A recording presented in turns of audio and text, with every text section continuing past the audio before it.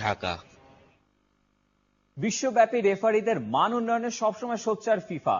তারই অংশ হিসেবে সোমবার থেকে বাফুফেতে শুরু হচ্ছে ফিফা এলিট রেফারি কোর্স। দেশের 30 রেফারি অংশ নিয়েছে এই কোর্সে। ফিফার 2 জন এলিট রেফারি তালিম দিচ্ছে তাদের। বিস্তারিত সাইফুল রূপকের রিপোর্টে। ফুটবল মাঠে খেলোয়াড়রা সবার নজরে থাকলেও পুরো ম্যাচে কঠিন একটা কাজ করে যান রেফারি। ম্যাচ পরিচালনার দায়িত্ব তা পালন করতে গিয়ে প্রায়ই ভুল করে বসেন ফুটবল মাঠের বড় কর্তা। রেফারির ছোট ভুলেই বদলে যায় জয় পরাজয়ের হিসেব নিকেশ।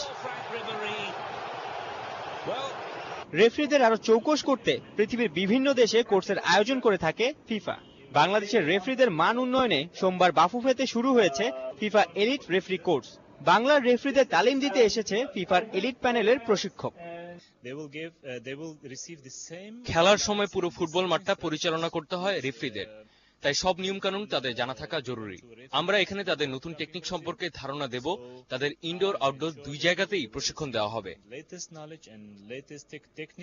এই কোর্সে বাংলাদেশের 30 জন রেফারি অংশ নিয়েছে, যার মধ্যে আন্তর্জাতিক পর্যায়ে রয়েছে 9, 6 জন আছে জাতীয় পর্যায়ের, আর 15 জন হলো প্রথম শ্রেণীর। অংশ নেয়া রেফারিরাও কাজে লাগাতে চান এই কোর্স। যখন আমরা খেলা চালাতে যাই তখন কিছু ডিসিশনের ব্যাপারে আমাদের কিছু কনফিউশন থাকে, ওনাদের মাধ্যমে এই মেসেজগুলোর মাধ্যমে আমরা এগুলো ক্লিয়ার হতে পারি।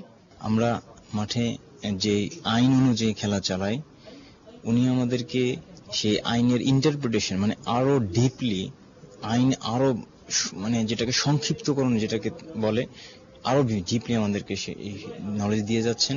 আমরা এটা ইমপ্লিমেন্ট করতে পারবো inside the field of play.